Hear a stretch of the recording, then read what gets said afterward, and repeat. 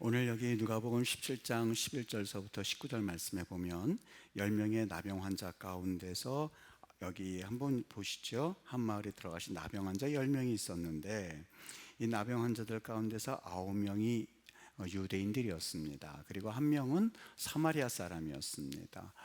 이들이 여기에 보니까는 나병 환자 10명이 여기 한꺼번에 같이 살았다는 것을 본문 맥락 가운데 우리는 찾아볼 수가 있습니다. 갈릴리 사이로 지나가시다가 한 마을에 들어갔더니 거기 나병 환자 10명이 예수를 만나서 멀리 서서 소리를 높였다 한 것을 보면 이들이 한 장소에 같이 살았었던 그러한 사람들이구나 하는 것을 눈여겨볼 수가 있습니다. 이들이 한 장소에 살았다는 것이 얼마나 놀라운 일인지 모릅니다. 왜냐하면 지금도 유대인들은 이방인들을 향하여서 이방인들과 유대인들을 철저히 구별하여서 살아가고 있고, 그리고 유대인이 아닌 이방인들에 대한 태도를 직접 경험해 본 사람이라면 유대인들의 교만함이 얼마나 그 당시 지금도 있는지를 경험한 사람들은 2000년 전에 유대인들이 어땠으리라는 것은 이 너무나 명백하지 않습니까? 지금도 그런데 그 당시 유대인들 같은 경우는 이방인들은 사람 취급하지 않았을 뿐만이 아니라 이방인들보다도 더 못한 취급을 받았던 사람들이 사마리아 사람들이었습니다. 그런데 이 사마리아 사람과 그들이 같이 살았다? 이것은 사실 상상할 수조차 없는 기가 막힌 사건이었습니다. 그럼에도 불구하고 이들이 한 공동체 안에서 그들이 살 수 있었던 한 가지 요인이 있었습니다. 그것은 뭐냐면 그들이 모두 다 나병 환자였었다는 것. 그들이 모두 다 한결같이 나병 환자였었다는 것, 그것이 그들이 한 동네에서 살 수 있게 하는 그러한 아주 중요한 요인이었었다고 하는 것이죠. 이 나병 환자들이라고 하는 것은 사실 코가 떨어지고 손가락이 떨어지고 그리고 온몸이 나병에 걸려서 흉측 맞아서 사람들로부터 배타적인 그러한 그 태도를 그러한 취급을 받을 뿐만이 아니라 그들은 가족들과도 생이별을 해서 따로 공동체를 이루어서 살아야 하는 아주 기가 막힌 고통스러운 병이었습니다. 그런데 이들이 그런 고통스러운 질병에 걸렸다는 이유 하나만으로도 이 유대인과 사마리아인의 벽이 허물어졌다고 하는 것은 참 우리에게 시사해 주는 바가 참 크다는 생각이 듭니다. 이것이 저는 고난이 가진 힘이라는 생각을 합니다. 함께 할 수 없는 사람들이 모여서 함께 살 수 있도록 하는 것, 여러분, 이것만큼 큰 힘이 어디 있을까? 우리가 여기 이렇게 한 자리에서 어떻게 보면 각각 한 분들 보면 이분들하고 저분들하고 같이 공통점이 없습니다. 사실 생각도 차이가 날 뿐만이 아니라, 그리고 여러 가지 생각뿐만이 아니라 삶의 환경도 다를 뿐만이 아니라 자라나온 이런 배경도 다 다릅니다. 그런데 우리가 이곳에 한 자리에서 같은 형제 자매로서 모일 수 있었던 것은 예수님이 우리를 위하여서 고난을 당하셨고 그분이 우리를 위해서 죽으셨다는 그 이유가 우리를 하나 되게 하는 아주 중요한 요인이지 않습니까? 사람들은 나병을 걸렸을 때 천벌을 받았다 이렇게 이야기를 합니다. 그들은 육신적으로 정말 천벌을 받은 사람들이라고 사람들은 이야기를 합니다. 그런데 비록 육신적으로는 천벌을 받았지만 이들이 서로를 불쌍히 여기고 그리고 공통된 마음을 가지고 그들이 서로를 향하여서 유대인과 사마리아인 구별하지 않고 그리고 온전히 하나로 연합되어져 있었다. 이것이 참 귀합니다. 고통을 당함으로써 유대인들의 교만함이 꺾여지게 되었었던 것이죠. 고난을 많이 겪은 사람들, 그리고 고난을 숱하게 겪은 사람들은 우리 하나님께서 주시는 또 하나의 축복이 있습니다. 고난을 겪으면 겪을수록, 그리고 그 고난으로 인하여서 자신의 모난 성품이 하나하나 깎여진다고 하는 사실입니다. 고난을 겪지 못한 사람들, 그리고 고난이 없었던 사람들은 얼마나 교만하고 사람들을 불쌍히 여기지 못하고 차별적으로 대하는지 모릅니다. 그런데 고난을 겪은 사람들은 그 돌덩어리가 위에서부터 이 상류에서부터 쭉 내려와서 하류까지 가다 보면 위에서는 아주 뾰족뾰족했던 돌들이 중간쯤 오다 보면 그 돌들이 깎여지고 그리고 하류에 가서 매끈매끈한 이 차돌맹이로 바뀌어지는 것과 똑같습니다. 고난을 당하는 것이 그 당시에는 괴롭고 힘들고 어렵기는 하지만 우리 하나님께서 하나님 성품으로의 사람으로 예수님의 성품의 사람으로 만들어가는 하나님의 특효약이라는 것을 우리가 생각해 본다면 고난을 당할 때 우리가 어떤 태도를 보일 것인가 라고 하는 것에 대한 해답을 얻을 수 있다는 생각이 듭니다.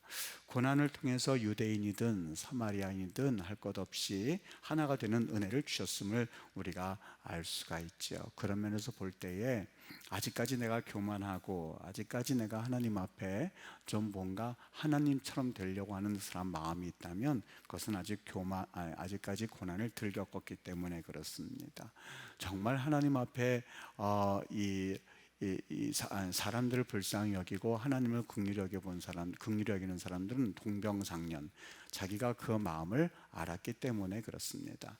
제가 참 내일도 우리 목회자님들 좀 섬기게 되는데 내일로서 이제 목회자님들 5번째로 해서 이제 우리 지방의 목사님들 섬기는 것이 이제 끝이 나게 됩니다. 그런데 과거에 제가 이 상가에서 개척하시는 목사님들이나 그런 분들을 볼 때마다 참 마음 가운데 참 어떻게 저렇게 한심하게 저렇게 세월을 보낼 수 있었겠는가 하는 생각을 종종 해봤었습니다. 그리고 상가에 개척한 그런 교회들을 볼 때마다 어쩜 저렇게 저런 데서 목회를 하실까 하면서 마음에 씁쓸한 면도 있었고 그 목회자가 능력이 없어 보이기도 했었고 그리고 그 목회자를 조금 하대하는 듯한 그러한 생각을 가졌던 적이 한때 있었습니다. 그런데 제가 그래도 예성에서 제일 큰 교회 중에 하나라고 여겨지는 방배동에서 목회를 하다가 이제 개척교회를 하게 됐거든요. 근데 그 개척교회도 그냥 개척교회가 생긴 것이 아니라 병원에서 목회를 하고 있다가 그 다음에 거기에 있는 분들이 목사님 우리도 예배당 있는 곳에서 목회를 하시죠. 그렇게 해서 연합하여서 이제 이 작은 지하에다가 이 개척교회 개척 설립을 하고선 예배를 드렸습니다. 그때 그 기쁨이라는 것은 이루 말할 수 없었습니다. 예배당이 크지는 않았습니다. 한 40평 정도, 목양실, 그다음 유아실까지 하면 40평 조금 넘을까 하는 그런 작은 교회였었습니다. 그런데 그때 그 기쁨이라는 것은 이루 말할 수 없었습니다. 너무너무 기뻤습니다. 예배당을 가질 수 있고 그리고 예배당에서 예배할 수 있다는 것이 얼마나 기뻤는지 모릅니다. 그 예배당에 이렇게 앞에 강대상이 그렇게 예쁘지는 않았는데 근데 참 좋았습니다. 그러다가 이 건축가들 그러니까 건축사들이 모이는 그런 예배 성경 공부를 인도하게 됐는데 어느 날 건축사들이 저희 교회에서 예배를 드리겠다는 거예요. 그래서 이제 예배를 드리려고 그분들이 왔는데 우리 교회에서 제가 예배를 인도하고 건축사들이 예배를 드리고 있다가 그분들이 무슨 감동을 받았는지 목사님 저희한테 딱 며칠만 시간 여유를 주십시오. 그러면 저희들이 알고 있는데 저 롯데 그러니까 저 명동에 있는 그 롯데 백화점 거기를 리모델링 한 사람들이 지금 부산 호텔을 지금 짓고 있는데 저희들이 그 사람들을 부를 수가 있습니다. 마침 그때가 목요일 와서 옷을 갈아입으려고 목요일, 금요일, 토요일 그렇게 여기 서울에 올라와 있는데 저희가 그 일을 담당하겠습니다. 정말 꿈과 같았습니다. 그분들이 오셔서 3일 동안 이 앞에 이 강대상이랑 옆에랑 해서 전부 다 리모델링을 하는데 정말 호텔 이 우리나라의 유명한 호텔들만을 지었던 분들이라서 솜씨가 여간 좋은 게 아니었습니다. 그분들이 모여가지고 3일 동안 뚝딱뚝딱뚝딱 만들어주는데 정말 웬만한 카페 이상으로 참 예쁘게 교회를 리모델링 해주었습니다. 너무너무 예뻤습니다. 그 행복도 있었으면서 또 한 가지 마음에 그런 행복과 더불어서 또 한 가지 어떤 바람이 생겼는지 아십니까? 지하에서만 있다 보니까는 낮이 밤이 되었는지 밤이 낮이 됐는지 전혀 알 수가 없었습니다. 그래서 또 한 가지 마음에 어떤 소원이 생겼냐면 2층에서 목회하시는 분들이 그토록 또 멋있어 보였습니다. 그때 제가 느낀 것이 하나가 있습니다. 하나님이 그 전에는 2층에서 3층에서 개척교 하시는 목사님들을 바라보면서 내가 어떤 마음을 품었는지 또 그리고 지금은 그들이 얼마나 귀하게 수고해서 그 교회를 설립했는지 그것이 느껴지니까 얼마나 제 마음 가운데 여러 가지 생각을 해봤는지 모르겠습니다. 가만히 생각해 보면 제가 내일 이제 그 목사님들 작은 교회 목사님들이 오셔서 그렇게 배우시고 공부하시고 그렇게 하는데 하나님이 아신다고 생각하고 제가 이 말씀을 드립니다만, 작은 교회 목사님들이 하나도 그분들의 능력이 없어서라든지 아니면 그분들이 좀 낮춰 보이는 그런 마음을 가져본 적이 없습니다. 저도 작은 교회에서 목회를 해봤고 그리고 개척도 해봤기 때문에 그분들의 마음이 어떠한지, 어떻게 해서든지 간에 어떤 면으로든지 도와주고 싶고 또 어떤 방법으로든지 간에 함께 해주고 싶은 마음이 참 이 마음에 있습니다. 우리 교단에 목사님이 잠깐 차를 마시러 오셨어요. 저를 보려고 오셨는데 이 자녀가 이 병원에 있다는 거예요. 그러면서 얘기를 하시길래 같이 기도하고 돌려보내시면서 그냥 보냈을 수가 없어서 작게나마 좀 손에 쥐어드리고, 그리고 그 목사님이 인사를 90도로 하고 들어가시는데 눈물이 날 정도였습니다. 하나님 앞에 참 귀하게 목사님들의 이 마음을 알게 해주신 그 마음이 얼마나 감사했는지.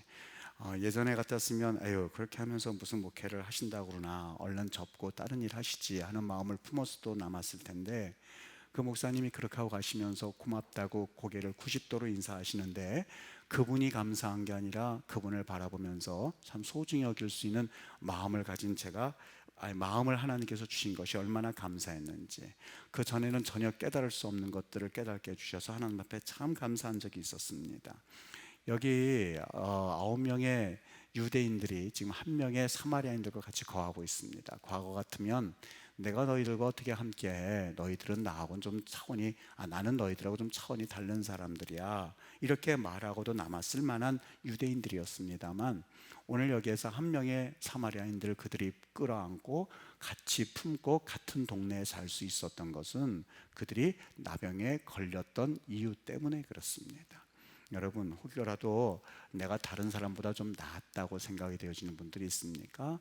왜 저렇게 사나 하는 마음들이 있습니까? 아직까지 하나님을 잘 모르기 때문에 그렇습니다. 아직까지 고난이 깊이 경험되어지지 않았기 때문에 그렇습니다. 아니면 내가 고난을 받은 것에 대해서 잊어버렸기 때문일 수도 있습니다. 그럴 때에 진정한 하나님의 사람들이라면 둘 중에 하나를 기도해야만 합니다. 하나는 하나님, 내 마음을 좀 낮춰주십시오, 그 기도를 하든지, 아니면 하나님 뜻대로 되지 않습니다, 내가 좀 더 고난을 받도록 하나님 나에게 고난을 좀 주시옵소서, 둘 중에 하나를 기도해야만 합니다. 그것이 올바른 기도자의 모습이고 그것이 하나님을 기쁘게 하시는 기도의 내용입니다. 하나님, 지금보다 조금 더 주세요. 하나님, 지금보다 조금만 더 낫게 해주세요. 지금 조금 더 부족합니다 하는 기도는 이제는 사실 여러분들이 될 기도가 아니라 담임 목사가 여러분들 축복할 때 쓰는 기도여야만 합니다. 여러분들 스스로가 하나님 축복해 주세요가 아니라 다른 사람이 여러분들 축복할 때 그 기도를 써야만 합니다. 그래서 공적인 기도라든지 어떤 기도를 할 때 하나님 누구누구를 축복해 주세요 하는 말은 이제 삼가하셔도 됩니다. 그거는 나를 향해서 하는 그 기도가 아니라 이제는 하나님, 내가 교만합니다, 나를 좀 하나님 고난을 주세요, 그렇게 하게 되면 하나님 앞에서 우리 서로 볼 때 하나님, 저 사람은 충분히 겸손합니다, 저들을 축복해 주세요, 축복해 주세요 하는 그런 기도가 올바른 기독교인들의 모습이고, 그것이 사람 사는 냄새이고 사람 사는 멋입니다. 나보다 더 못한 사람들이 너무나 많음에도 불구하고 하나님 나 좀 해주세요, 하나님 나 좀 복 주세요, 나 죽겠습니다 라고 하는 그런 이야기를 들을 때마다 우리 하나님께서 이사야 1장에 보면 역겹다고까지 얘기하지 않습니까? 너희들 제물 드리는 것에 내가 신물이 났다라고까지 이야기하지 않습니까? 하나님 앞에 10의 1조 드리는 그 이유도 바로 거기에서 있습니다. 10의 1조라고 하는 것은 내가 열의 9개를 가지고 불편하게 살지언정, 그리고 하나님 앞에서 내가 이 예물을 드림으로써 하나님, 나보다 못한 이들을 좀 한번 생각해보는 기회가 되겠습니다 하는 의미이기 때문에 하나님 앞에 살아가는 우리의 자세입니다. 참 기독교인들, 우리 예수 믿는 사람들, 그리고 내가 예수 믿는다 라고 했을 때 그 의미가 좀 더 다시 한번 내 마음 가운데에서 잘 한번 새겨지는 은혜가 있었으면 좋겠습니다.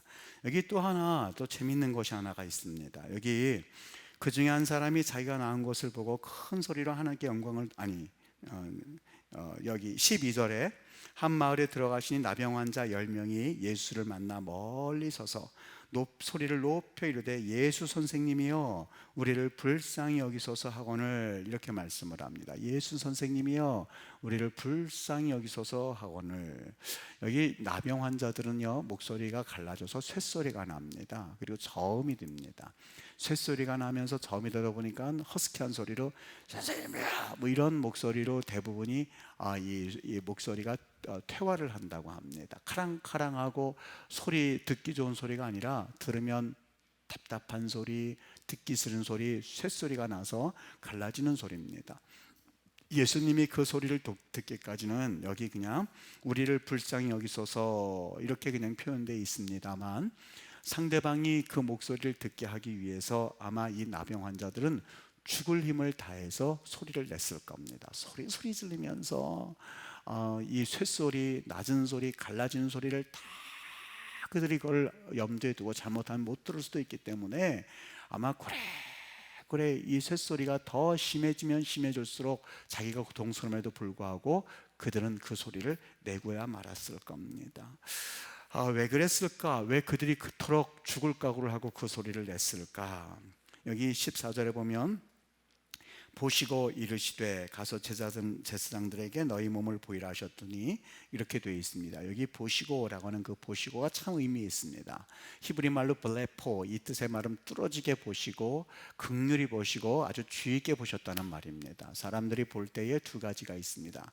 영어에도 listen이 있고 그 다음에 hear가 있습니다. I hear you 그러면 들려 이런 소리고, I listen to you 그러면 나 너희 얘기하는 걸 집중적으로 들을게, 듣다는 얘기인데 영어에도 두 가지가 있습니다.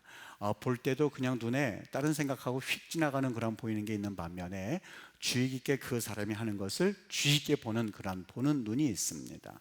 여기 예수님께서 보신 거는 소리가 들리니까 그냥 휙가닥 한번 보고 그냥 만 그런 본다가 아니라 자기에게 쇳소리가 남에도 불구하고 목청이 찢어지고 피가 남에도 불구하고 자기를 애타게 부르는 사람이 누구인지를 보시고 긍휼한 눈을 가지고 보시는 그 예수님의 모습을 그려주고 있는 장면이 보시고라는 그 보시고의 의미였습니다. 아마 그 나병 환자들은 그런 눈길을 처음 경험했을 겁니다. 자신들이 나병 환자이다 보니까 사람들이 자기네들을 볼까봐 피해 다녔었고, 그리고 그냥 주의 있게 보는 것이 아니라 대충 빨리 보고 지나갔으면 하는 마음에서 그들은 사람들을 피해 다녔습니다. 율법에 의하면 이 나병 환자가 사람들 눈에 뜨이면 자기가 입을 가로막고 부정하다 세 번을 크게 외쳐서 사람들이 얼른 그 주위에서 물러가도록 그렇게 하는 것이 나병 환자의 의무였었습니다.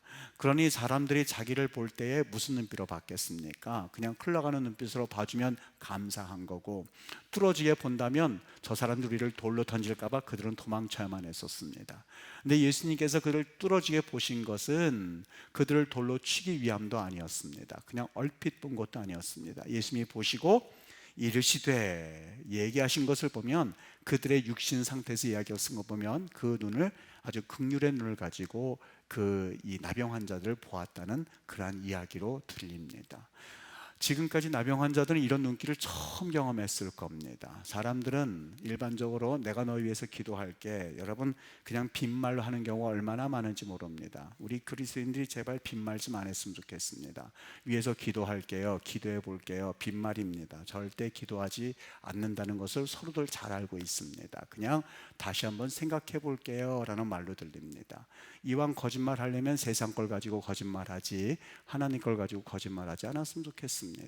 많은 말들이 있습니다. 다음에 더 생각해 볼게요 하는 말도 있을 수 있습니다. 왜 하나님께 하는 이 거룩한 기도라는 것을 이 세상에 그냥 넘기기 위해서 쓰는지 도저히 이해가 되지 않습니다.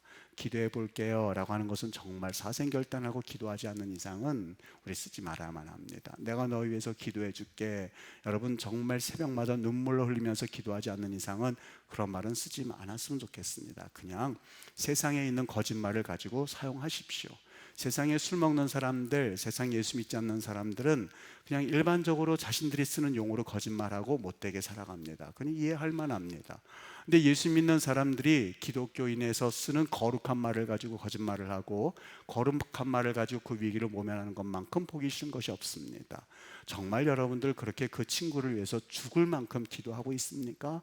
새벽에 눈물을 흘리면서 형제를 위해서 기도합니까? 그렇지 않다면 기도하지 마십시오. 제가 새벽마다 한 번도 빠지지 않고 기도하는 목회자 2명이 있습니다. 그 두 명에게 제가 약속을 했기 때문에 그렇습니다.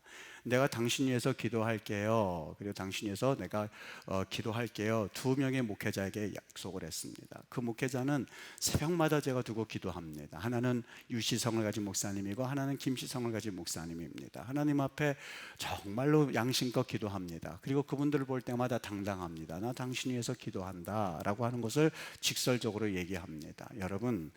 여러분들이 정말 상대방이 빈말하는 사람이 아닌 내가 당신 위해서 기도해 라고 하는 것을 진실되게 말하는 사람들 2명, 3명만 일평생 가운데 얻으십시오. 그 인생은 성공한 인생입니다. 정말 나를 위해서 일평생 기도하는 분이 정말 2명이나 3명이 나를 위해서 기도한다 라고 했을 때 그것만큼 더 힘차고 살기에 이런 용기가 되는 말씀이 어디 있겠습니까? 여러분들 기도는 한 명은 있습니다. 제가 기도합니다. 제가 빠짐없이 우리 임마누엘 성도들 놓고 기도합니다. 한 명은 됐습니다. 정말 여러분 일생 가운데 2명이나 3명은 꼭 얻으셔야만 합니다. 빈말로 내가 너에게 위해서 기도할게 아닙니다. 정말로 하나님 앞에 새벽마다 기도하는 사람들, 새벽마다 눈물을 흘려 기도하는 사람들 2명이나 3명을 꼭 만나시는 은혜가 있게 되기를 주의 이름으로 축복합니다. 그게 성공한 인생이고 그게 정말 복된 인생입니다. 그리고 두 번째는 절대 기독교인 용어 가지고 세상에 살아가는 방법대로 살지 않게 되기를 주의 이름으로 축복합니다.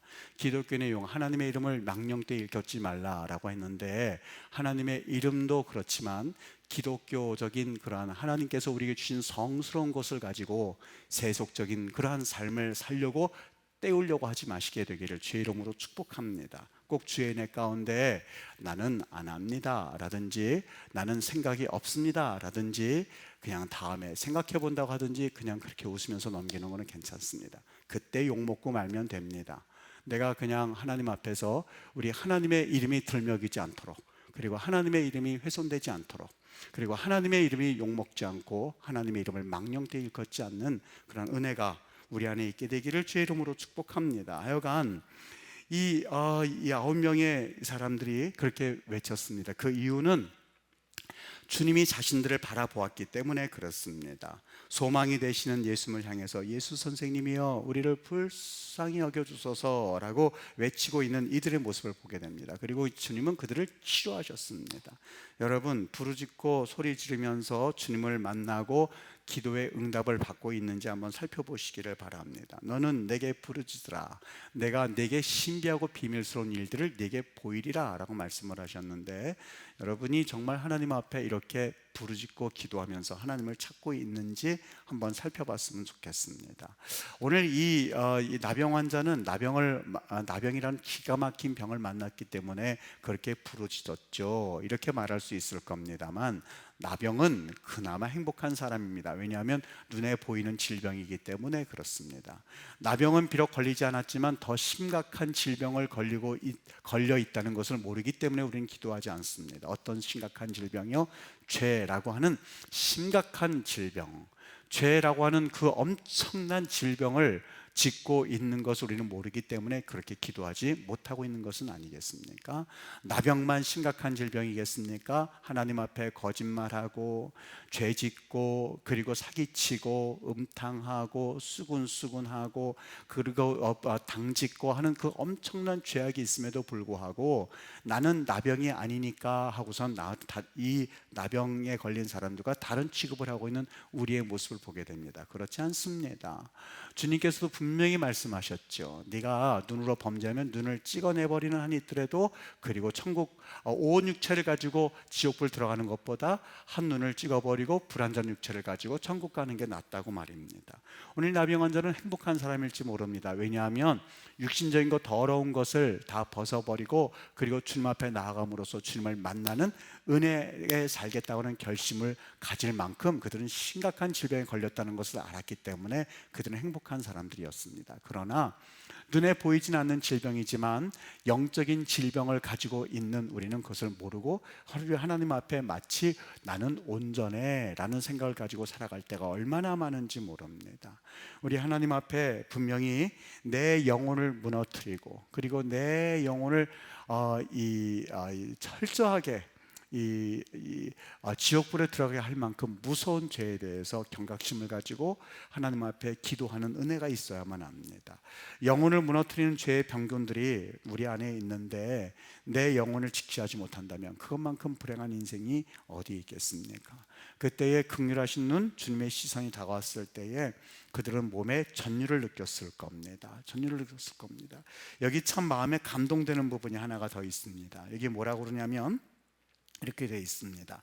소리를 높여 이르되 예수 선생님이여 우리를 불쌍히 여기소서 하거늘 보시고 이르시되 가서 제사장들에게 너희 몸을 보이라 하셨더니 그들이 가다가 깨끗함을 받았다. 이렇게 되어 있습니다.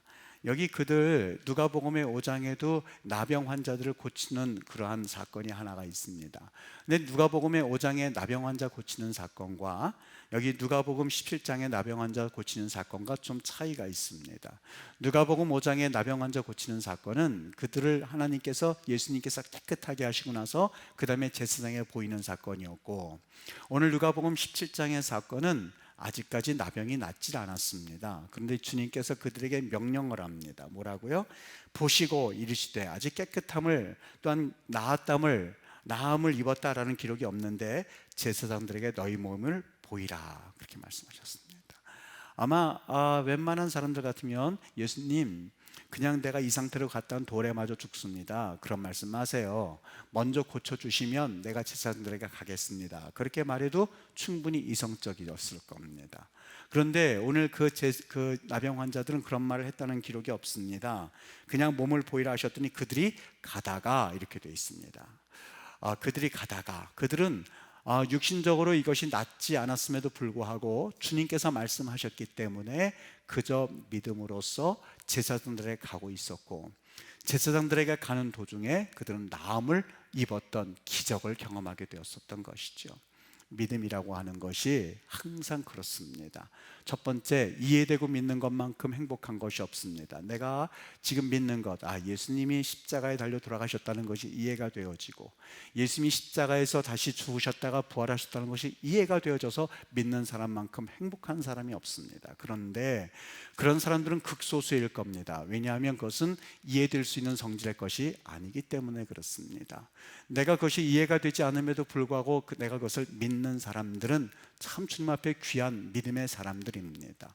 예수님께서 도마에게 하셨던 말씀이 있으니, 도마야, 네 손가락을 내 손에 넣어보고 내 옆구리에 넣어봐라. 그리고 믿음 없는 자가 되지 말고 믿음 있는 자가 되라 할 만큼 예수님은 믿음에 대해서 강조하셨던 분입니다. 오늘 여기 10명의 그 나병 환자들, 그 사람들이야말로 아직 예수님이 누구인지조차 알지 못했고, 그리고 예수님이 어떤 분인지조차 알지 못했던 사람들을 추측할 수 있는데, 그들에게는 예수님을 알지 못해도 그들의 믿음이 있었습니다. 저분이라면 거짓말 하실 분이 아니야, 저분이라면 우리를 낫게 하실 분이야, 제사장에게 가라 라고 하셨으니 나는 갈 수밖에 없어 라고 하는 믿음을 가졌던 사람들입니다.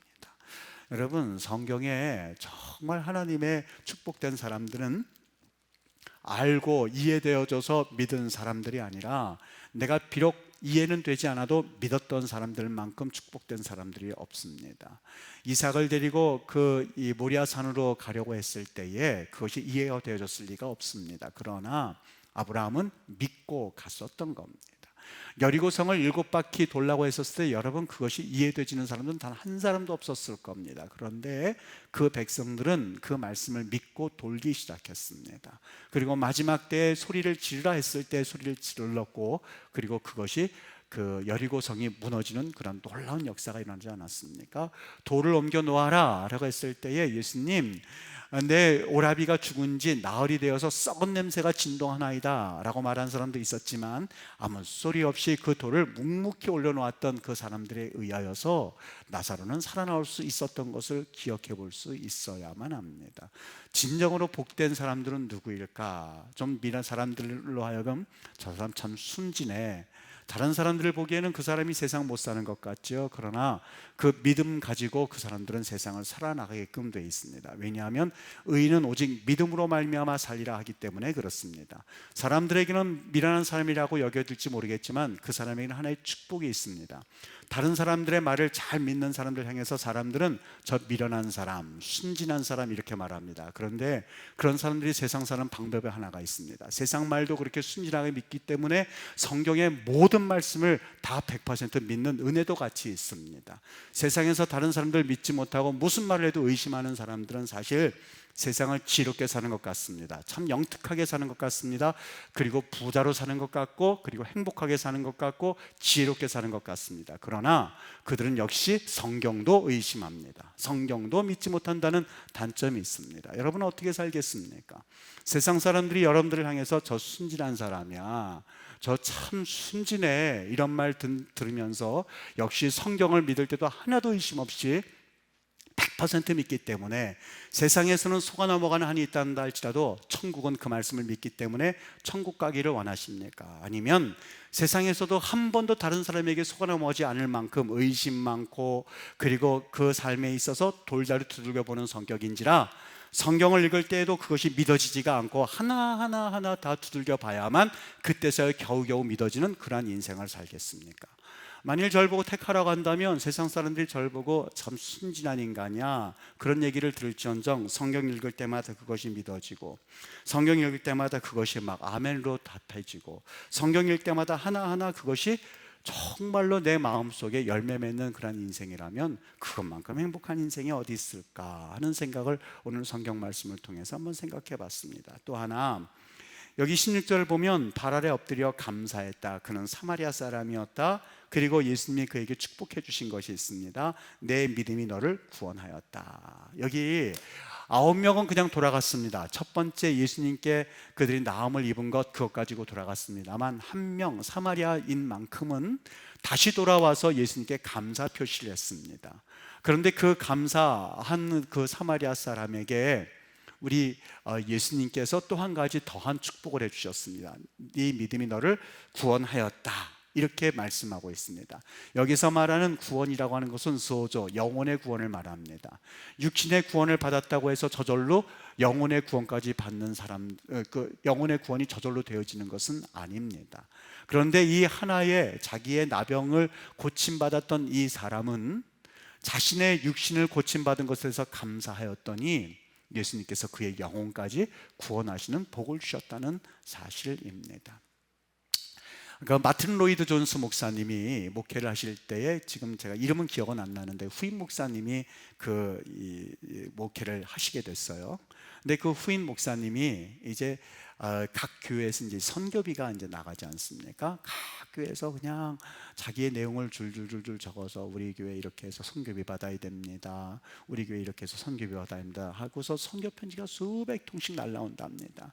그런데 그 후임 목사님이 선교지를 정하는 딱 한 가지 하나의 그 기준이 있습니다. 어떤 기준이냐면 내가 선교 편지를 보내면서 그동안 선교 받은 것에서 감사하고 감사한 사람들만 추려서 그분들만 또 내년에 또 그분들이 선교비를 준다는 거예요. 근데 그 후임 목사님 하는 말씀이 참 인상 깊었습니다. 그것은 내가 그들에게 감사의 소리를 듣고 싶어서가 아니라 진정으로 감사를 하지 못하는 이들에게 무슨 교회의 희망을 가지고 교회를 맡길 수 있겠습니까? 라고 하는 그런 답변이었습니다. 성도님들 가운데도 참 겉으로 보면 감사의 조건이 많음에도 불구하고 이 불평 저 불평, 수박 먹으면서 수박씨가 왜 있느냐고 불평하는 모습을 보면서 충격을 좀 받은 적이 있습니다. 수박을 안 먹으면 될 텐데 굳이 수박을 찾아 먹으면서 왜 이렇게 수박씨가 많냐고 하면서 입으로 퇴퇴 뱉으면서 먹는 그 모습을 바라보면서 제가 목회자로서 이게 참 하나님 앞에 우리가 여러 가지 생각해 봐야 할 문제구나. 수박 먹으면서 수박이 있는 것에 감사하고, 수박을 먹을 수 있다는 것에 감사하고, 수박 먹지 못하는 사람들이 많이 있음에도 불구하고 왜 이렇게 수박씨가 많느냐고 불평한다면 그분들이 참외를 먹으면 얼마나 불평할까 하는 생각도 한번 해봤습니다. 여러분, 진정 감사하는 사람들은 하나님께서 또 다른 감사를 주신다는 것, 그리고 우리 여기 한 명의 사마리아인이 주님 앞에 나와서 감사하는 모습을 보면서 예수님이 그에게 영혼을 구원하시는 모습을 보면서 오늘 여기 누가복음 17장 11절서부터 19절까지의 말씀이 얼마나 우리에게 주는 그러한 메시지가 참 귀하고 놀라운지 모르겠습니다. 하나님 앞에 믿음 생활 잘하여서 우리 하나님이 우리를 천국으로 인도하실 때 내 이름이 꼭 천국 이름에 기록되어지는, 천국문에 예수님의 생명력이 기록되어지는 은혜의 사람들, 믿음의 사람들이 되어주시기를 주의 이름으로 간절히 축복합니다.